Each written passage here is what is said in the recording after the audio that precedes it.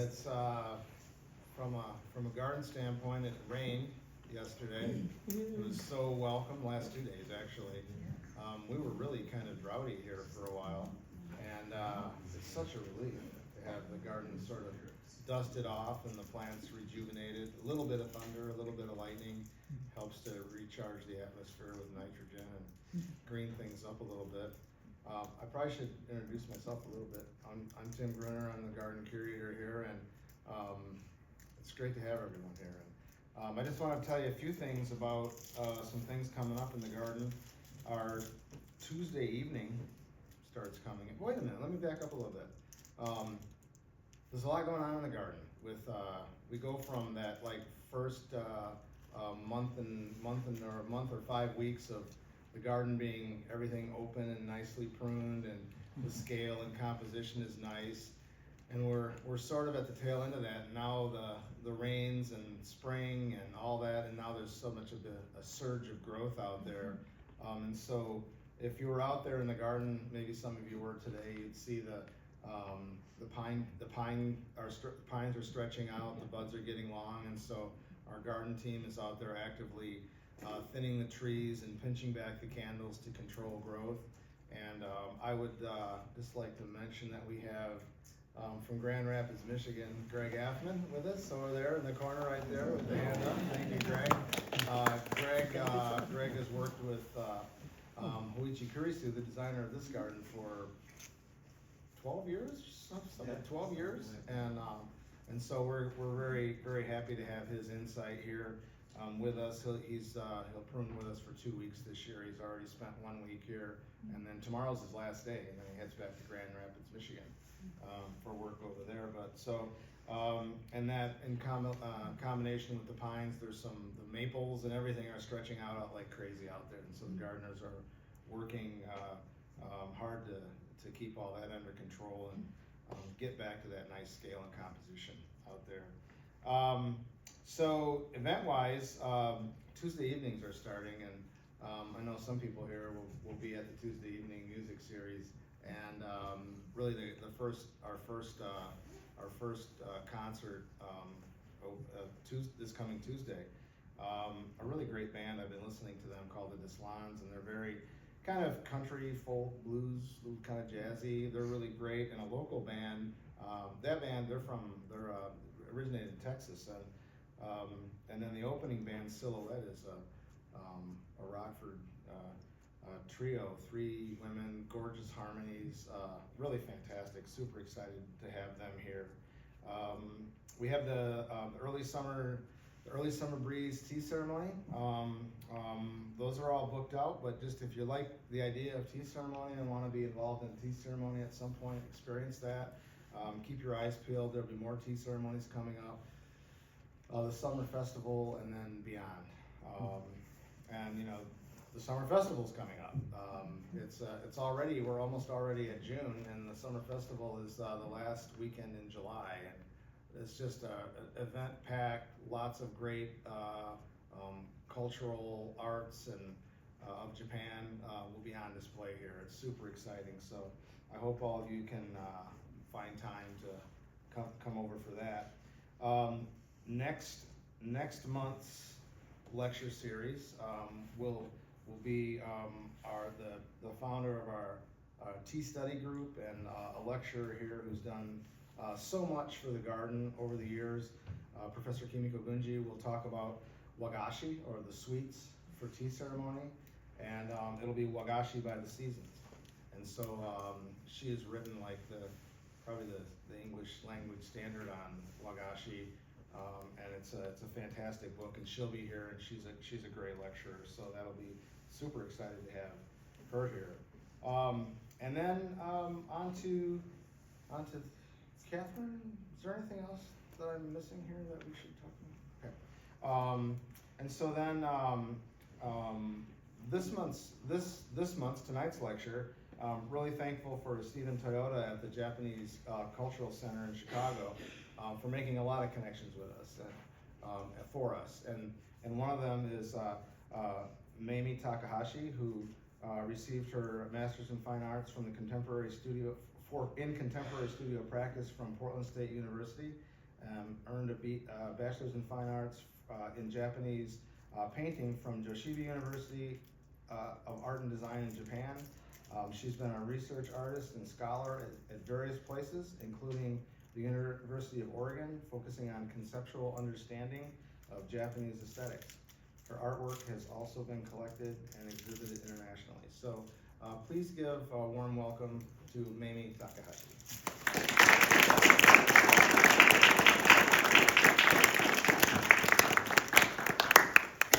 Thank you very much. Do I need to use a mic or not?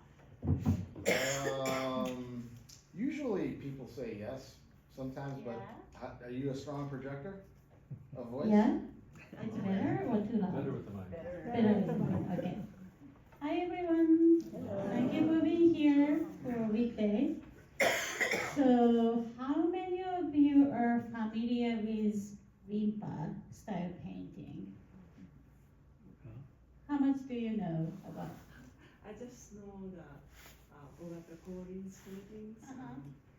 Just Have you seen actual painting? Oh, okay. So let's talk about Rimpa painting first before going to seasonality in the Rimpa. So before even going to a Rimpa painting, in Japan the painting, oldest existing painting in Japan is from the 3rd and 4th century, painted on the glade or like a cave with the Japanese pigments, that which we still use it. The Japanese painting degree that I had from BFA, we still crush the minerals, we still crush the plants to make each colors mixed with animal hides to make each colors each time. So same as a very ancient practice. So, but in Edo period, which is considered as a modern in Japan, modern period, about 17 to 19th centuries, it's like this painting practice getting more diverse, and then divided by schools, basically. And then, like some schools dominant one trend, and then 5 years later, different schools start having a dominant in the art scenes. And some, of course, that's Tokyo based, right? Edo period was in Tokyo based. And then there's another trend went, on the Kyoto side, more imperial side. So it's a different, kind of things going on at the same time, but very enriched. Edo period, people has a high number of literacy, and then so much cultures and merchant made so much money, so they have cultural allies. So basically what's a Rimpa is, she's right, it's Korin Ogata, is Korin Ogata, his name Korin is origin of a Rimpa style. So at the beginning of 17th century, Sota Tawara established artistic style, but he didn't make Rimpa style in the way. So 100 years later, Korin Ogata, he was kind of artistic designer, advertisement designer, artistic director for almost advertisement company, agent. And then, most of advertisement mind, what's the title, company's logos, what's the brand name. So he started Rimpa style as his company's brand. And then, but his style is so much influenced by Sotatsu, 100 years ago. So his predecessor, Sotatsu. So, and then after interesting things, 100 years after Korin, there is another person who continued this kind of Rimpa style, from Sotatsu, Korin, and Hoitsu, Sakai continued this kind of style, Rimpa style. So I'm going to show interesting things, because what Korin did is he made reproduction of Sotatsu's work. But it's not copy, it's hand painting copy of Sotatsu's work. And then, so talking about Corin, he was born, I think it's actually, merchant family. So it's not, he's not from like gentle families or like something like that. Like a merchant family has much more freedom to what to do. Instead of samurai families has restrictions of what kind of, like things they can do or they cannot do. But the merchant class are actually more rich financially, and they have more freedom to do. And then his father was calligrapher, and then it's like wealthy merchant classes at the time. They studied no performance, calligraphies to enrich their intellectual, like almost like noble families. And then so Corin started his own company, also like calling the company's style of production is Rimpa style. And then also he started being more like artist instead of art producer later. And then kind of like he tried to get the certifications to the temples. So he did actually self-taught almost, but a very like talented artist.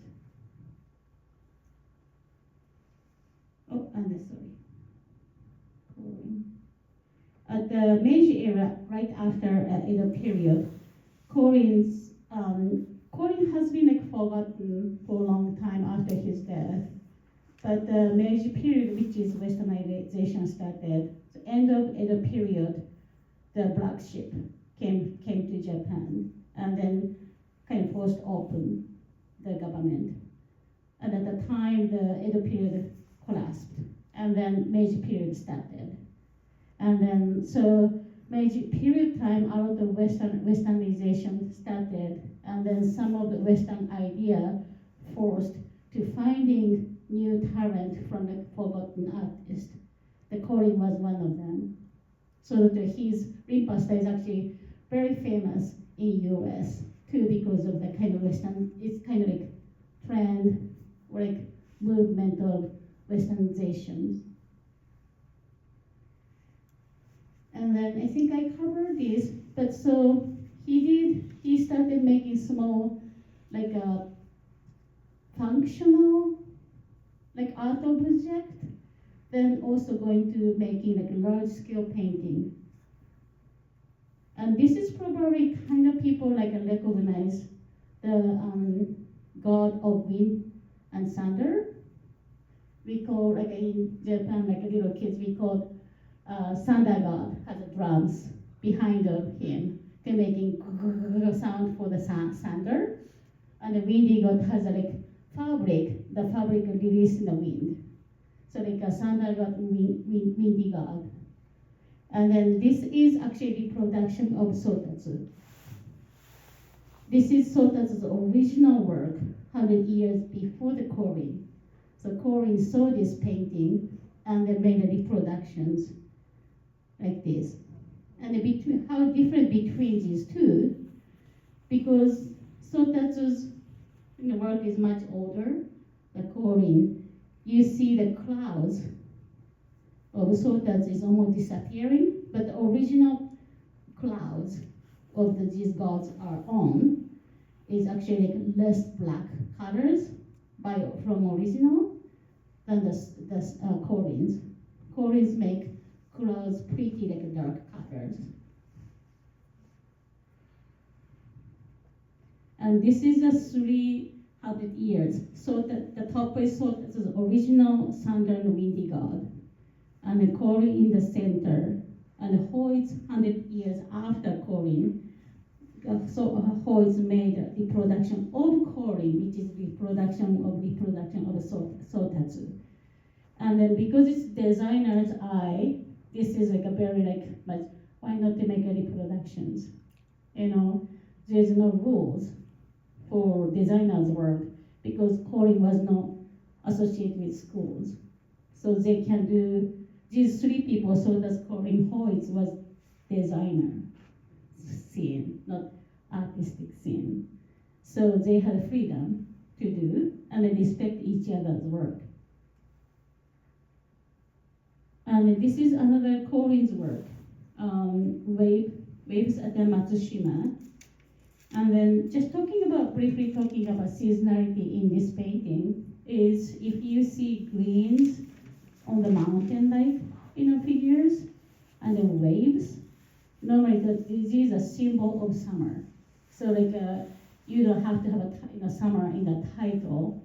Greens on the trees, huge waves is automatically identified as a summer.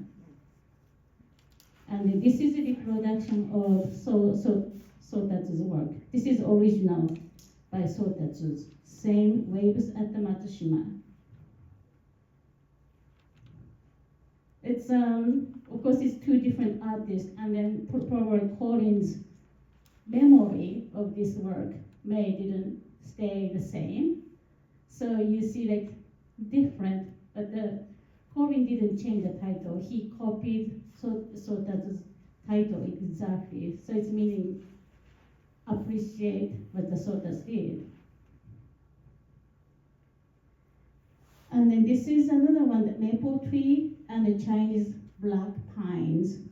And as you guys know, if you see the maple tree with red leaves, this is automatically meaning autumn, right? Right? So association, the symbolism of red colors of leaf at the maple trees equal to a fall. So most of paintings has some types of plants or waves or birds that indicate seasons. And the only one that doesn't have it is the gods, spiritual things, because they are above humans' idea of seasonalities. And then talking about the why has a gold background for these works, everything has a gold leaf background. It's same idea for the gold leaf background started 13th, 14th century in Japanese paintings. And that started as basic idea of a spiritual space. It's in between human space world and the spiritual world, but also generalization of the scenes. God doesn't have to be alone, doesn't have to be specific location. There can be some general idea of sacred space. But same as it's called Matsushima, so the title said Matsushima, that special regions, but the people looking at this scene can be any scenes, any place, any oceans, for people's a generalized idea for people to associate with. And this is a Sotatsu's original of maple tree and the Chinese black pines. So it's a similar, but it's more different in that way. And this is Corinne's water flow. And this is I don't think this is a copy of Sotatsu. So this is Corinne's original, but you see very dynamic compositions. Background is in a triangle format of the background, and they have a kind of a roundy but triangle format of land, and has flow river ocean things. It's kind of very designed, composed, instead of more observational paintings. And this is the style of Rimpa style. It's highly designed layouts or design, sceneries. And anyone can guess what's the seasonality for this?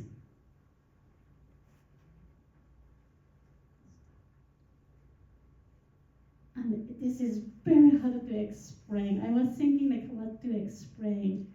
This is actually early summer. And I can tell, and many probably Japanese can tell, but how to tell why? And I have thinking, why do I associate this? Probably because of the leaves on the tiny islands or things are greens, and these birds are kind of smaller and not like big parents look like. So it's kind of just still growing up kind of. That's kind of I can tell. But if you don't have comparisons of other birds, how you can tell. So sometimes very subtle information of seasonality. And this is another one that his Corin's work earlier, more functional object, functional artwork. So he collaborated with craftsmen, a box, wooden carvers and box makers, to making special decorated boxes with artwork. This is another very famous one, irises, and then it's on the gold leaf background. So, anyone can guess the seasons? July. Yeah, July. Can you specify the month? May. May, yes. The iris is symbol of May to June, around the time. There is a very famous museum in Tokyo. They show this special screen, iris screen, only 2 weeks. While the Japanese garden has a full of irises. It's called Nezu Museum, Nezu Museum. And then you have to make a appointment or time slot ticket. When they have a blooming iris, they start pulling, having a display, exhibition of this special screens. It's huge screen, probably start from the edge of this column to go into the edge of the other side. And it's a beautiful piece. And then you see iris as a painting. When you're going out to the Japanese garden, you see real irises on the pond. So that's kind of very interesting experience. Many Japanese going to the museum in May to early June to see this kind of experience. This is another functional, but decorative functional object he made. The painting on the fans are pretty kind of common artistic object, but functional in the way. Many people use as a gift to other parties or expensive gift. It's hand paints, so it's very expensive gift. But then within a tiny circle, he made a very careful designing for flowers, and then one side is different theme, one side is other theme, right? And one side is white plum, and the other side is different types of irises. So blossom, white plum blossom is early spring, backside as early autumn. So you can have a different side to indicate seasons. Why this one is autumn, anyone can tell?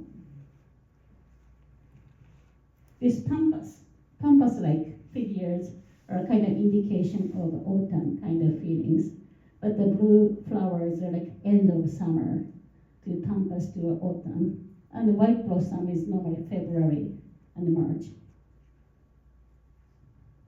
And this is interesting painting, red and white plum blossom. And this is very in the scholarly field. We have tons of discussions in Japan about this painting. What does it mean? The left side has a white plum blossom, right side has red pine blossom. What's the symbol of this? Just have two seasons, have a rivers in the middle. Many scholars think this is life. So river is indication flow of life. plum blossom looks like it's going down. It's indication of oldness, aging. The red blossom is going straight growing. It's a youth. So youth and the aged has a symbol of life.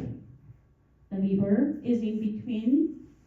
That's one of the scholarly people talk about it. But also people talk about the incarnations of human life, because that's a Buddhism reincarnation, Japanese Buddhism reincarnations. So people young, going through the aging, coming back. So a river is, in Japanese Buddhism, is symbol of reincarnations too. So it's kind of human's life, something like that. But Corey didn't say anything like that, just the people try to read what's the meaning behind of it. And this is another one that the Corey's summer plants. And then, can you guys tell this is summer thing? Yeah? For what? Looks like peonies. Uh-huh. Hollyhock. Like hollyhock. Uh-huh.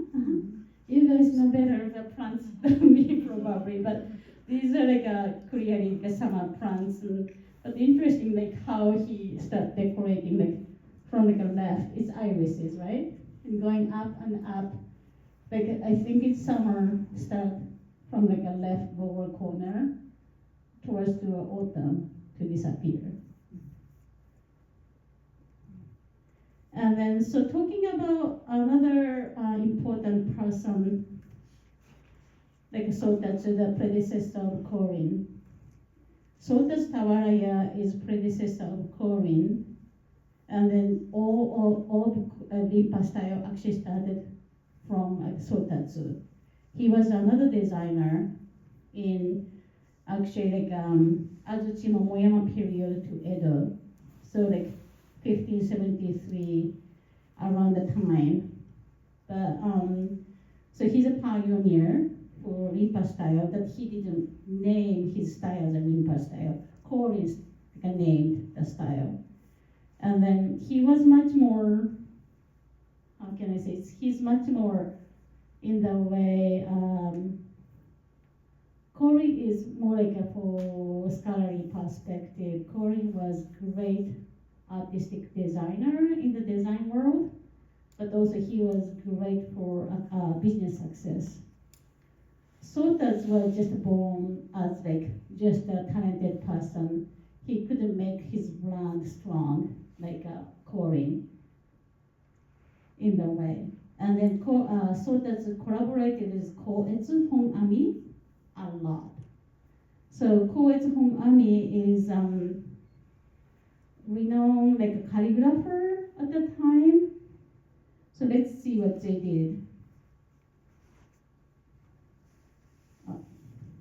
So this is the collaboration work. Yeah, so these are collaboration work between the Sotatsu and the Koetsu.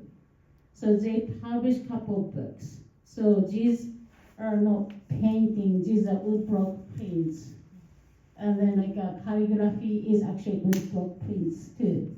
So they published these handmade printed books to normally published through the temples. These are can be manuscript or published through the theater companies. No theater companies actually song in the singing books.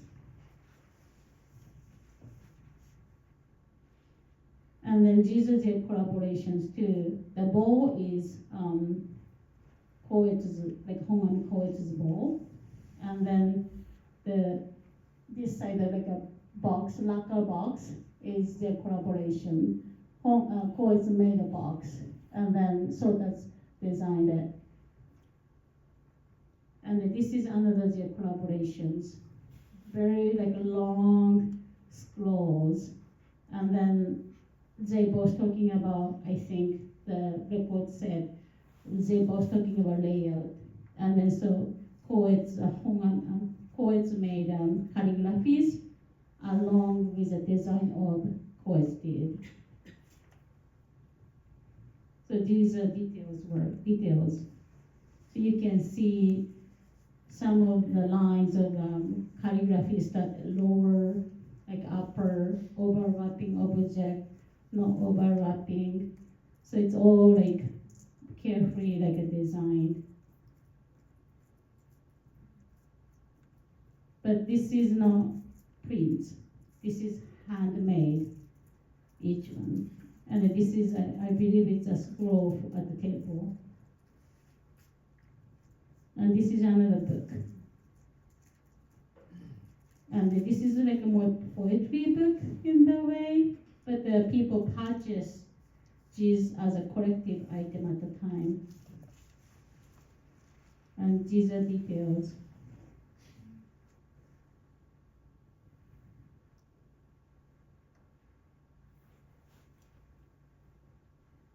And then, of course, these are like a shikishi size, like a board, small board size, that they published a lot of their collaborations. So now, like I can talk about seasonality in this kind of work. Like for example, this is like, so like if it's cranes coming into your scenery, what's the season for it? Early spring, normally winter to early spring, because they can come to Japan for the time. And then, so they flew out when it's getting warmer. And this is season of autumn, yes. Why? Seeds. Yeah, and the pampas too. And then this is like a more interesting, like for selection of different seasons, different parts of like flowers and the birds and stuff, and then moons, and then significant parts of these works, their collaborations. It was very shocked at the time. The reason made very strong shock in the community or art scene is because these darker, like a black, like gray-like objects, it's not paint. It's actually sugar leaf, oxidized. And at the time, shivers, of course, it's mining shivers are one of the production of Japan at the time, but didn't have enough skill to flatten down, thin enough to make a silver as leaf, like a gold. But finally, in around 15th century, they are able to flatten down to make a sheet of silver leaf, to able to apply to paper, to make painting, painting material. And then they found a way of oxidization of silver and preserve as the way that already oxidized. So these silver leaf are not progress for oxidizing anymore because they stopped there. And how to stop oxidization, because nature of silver is have to keep oxidizing unless you mask or you cover or something like that. So they found a way of masking it over the silver, and that was sensational at the time. Nobody see at the time before, and they invented the way of oxidizing, the way of stop. So you kind of see little like metal kind of like feelings to it, rusted metal kind of feeling. So because this is a silver leaf on top of a gold leaf. And then these are like more like getting more complicated usage of silver leaf with a gold leaf. Imagine that you kind of have to use, for example, bamboos. You see the negative space of the colors. So they apply the silver leaf in the negative space. the oxidized, and then didn't use a silver leaf, the trunk of bamboo, that the gold still remains. So they work on the negative space, not working on the positive, that makes kind of scenes. So that's kind of interesting idea for Western painting is like a little bit different in the way. And this is like a more close up for when the people they use silver leaf on the negative. So you can see, but you have to carve the silver leaf on the form and apply. And the area that they didn't have a silver leaf, remaining gold leaf as a background, that's a kind of positive. So it's kind of complicated to think about it. And then I just want to also talking about quickly for Sotatsu's other works. Sotatsu was, of course, had a solo work, not only collaboration with Hongami Koetsu. Like, this is one of Sotatsu's work from Tale of Genji. He made couple screens, the scenes from Tale of Genji. And at the time, I believe he hasn't invented a silver leaf usage yet at the time. But it's so beautiful and very charming that it's not stylized as a Koreans. It's not too dynamic. It's more like representative in a way. But you can start seeing like some design elements of it. And this is like more his early, but it's kind of start stylizing his designs. Anyone who knows what the Kagura performance means too? So Kagura is oldest dance performance style, still exists in Japan. Kagura was probably developed 6th century to 7th century, and then it's like connected to Shinto practice. Like no performance is connected to Buddhism because it is and then like alive in that way, and some Shintoism too. Kagura when the Kagura was introduced to Japan from China, and the Kagura is disappeared in China already. But when the Kagura was introduced to Japan at the 4th, 5th century, Buddhism was not strong enough in Japan. So this Kagura was made for Shintoism purely. And then people has a mask, and a dance, and the different types of masks, and then different types of instruments happens. And then many shrines in Japan still they do Kagura performance once a year for the gods. Because this is like for sacred, like supposed to be more like spiritual painting. So so that's made a very like big gold leaf background and only small indications of sceneries. But this work was kind of like for nowadays, for current, our perspective from contemporary people, it's a little awkward because these small figures have the weird masks, weird costumes, and dancing, and somewhat flattened. And then where it's kind of like confusing for the space-wise. But also like when he started using the silver leaf, he has a more three-dimensional idea. And then this is Chinese black pine and the cypress trees, ink and the gold leaf painting. And then he started using gold leaf and just sumi ink on top. And this monochromatic painting on the gold leaf led him to using the silver leaf layer. Also, he did just a smear paintings, smear drawings by himself in a very minimalistic style. And a very like a skilled, talented way. And then he also did calligraphy himself too.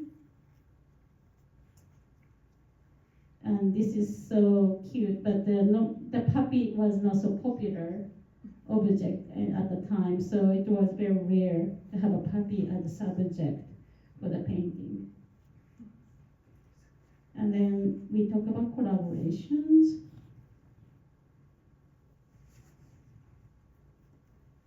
And then this is a whole, it's Sakai, like 100 years after Collins. So Hoyt is more like a modern in the way. He was even like in a late Edo to Meiji period.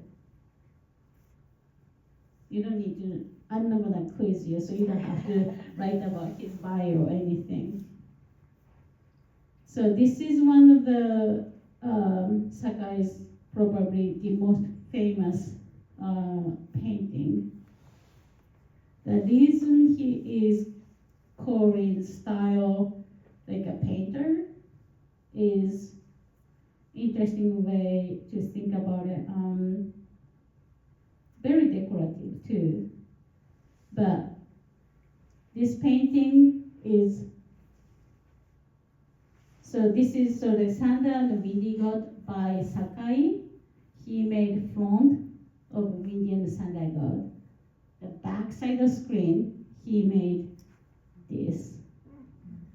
So he had a double painting on the screens. And then that's kind of interesting because he kind of honored was the predecessor's work by copying the Thunder and Windy God. But he made his own contemporary like, modern designs. For this one, you can see, you can feel wind. You can feel like some breeze because of how the grasses move. Like a Corin's or Sota's work is almost still images. But the whole Sakai was able to introduce the movement in a painting by some designs. That's more like a modern idea. So also another way of thinking is this background is not gold leaf. This background is silver leaf. And he didn't even go far enough to see it's rusted. He stopped right away. The silver is still light color and stopped it. So he honored what the Sotas did finding. And then, but the painting on his own way of Rimpa style. And what's the season for this? So this one has 2 seasons. So right side and left side, each 2 panels present different seasons. This side is autumn. This side is summer. And then like lilies, white lilies and the waves are also like waves with like a strong waves, or like a summer, and then the wind with this kind of like reddish colors and like flowers start falling down is the autumn. And this is Autumn Plants and Moon by Sakai. And the moon is silver leaf oxidized. And he started using, he's kind of trying to have his own style, but it's based on Corin's and the Sota's like styles. And this is like almost reminds me the Sota's like a kind of like a collaboration with poets, Hongami poets, but this is Sakai's work. It's much modern. And then there's a guy, he is a Suzuki. He is probably considered the last of Rimpa style artist in the way. This is very famous Morning Glory. This is at Met So you may saw this painting at the Metropolitan Museum of Art in New York. But this is like a almost not copy, but kind of so much influence from Corin's iris work. Blue flowers, green leaves on the gold leaf background, and stylized for flows. And this is a close-up. Very almost like when you make a hanko, like a Japanese stamps, almost like that. You can just making like different reproductions of images and then making it. That's intentionally Rimpa style people did it that way. And this is another one, Autumn Grasses and the Moon by Sakai. So like, no Sakai, Suzuki. Why he's at the end of the Rimpa style is, I think artists had a hard time to finding their own way after so talented artists like Corins or Sotats, like what they can do, because stylized, they almost completed styles. It was very hard for these younger, people who wanted to follow. And what's the season of this? It said autumn grasses, so it's autumn actually. It's a title is exactly same. I'm gonna see your time.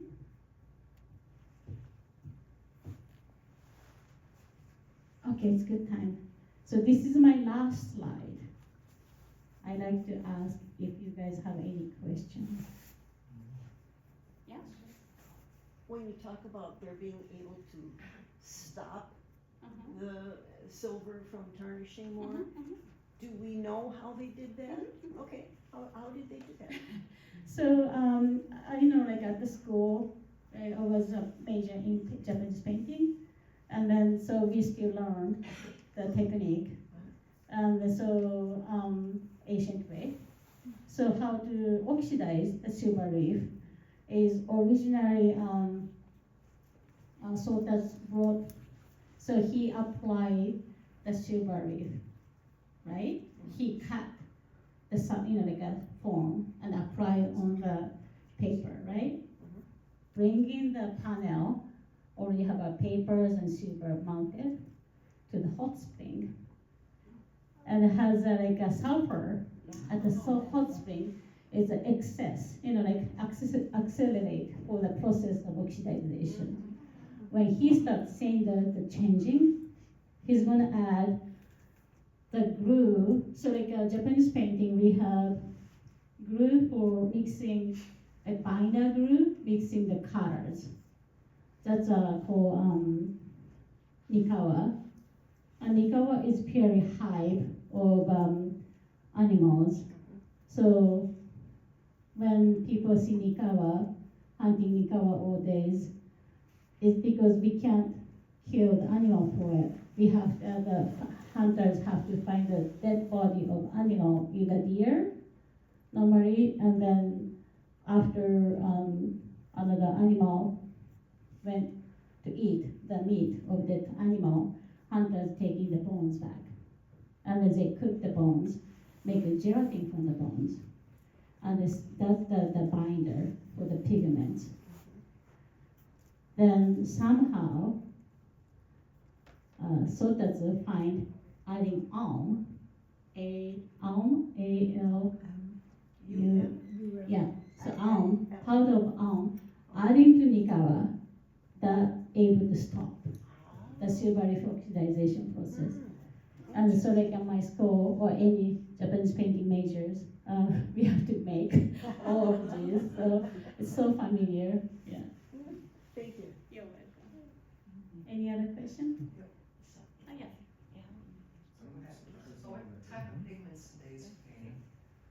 Well, for my generation, of course, we are spoiled.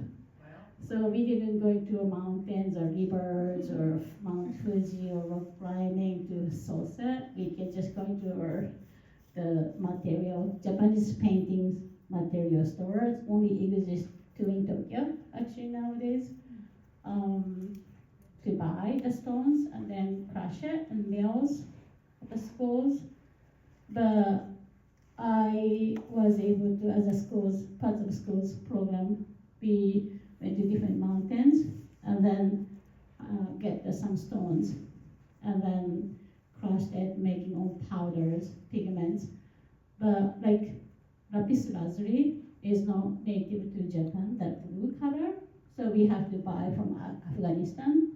So like different colors of stones from like different Asian countries are imported to Japan for over the time. Lapis lazuli, the blue, was probably, emperors purchased or government purchased for a long, long time from Afghanistan and stuff like that. Some red are actually ants, body of ants, or something like the cochineal, for example, are very famous red in Western painting world too. The red of cochineal is, I think the ant from Africa, right? Yeah, something like that too. But at the time, my grandma went to the same school. At the time, she didn't have access to cochineal, like the modern pigments. So actually, her painting is much more saturated, desaturated in the way. So different generations of students, we have access to world pigments versus more like, back days have limited resources, but you can buy lapis lazuli from like a different country, even Corbin's time too. And it's paying for each time you have to make pigments, Here you can just put the tube, to paint, but we have to make pigments each time, yeah. Tim, you have a I was just wondering, you can see little squares, like in the background Mhm, of the gold leaf.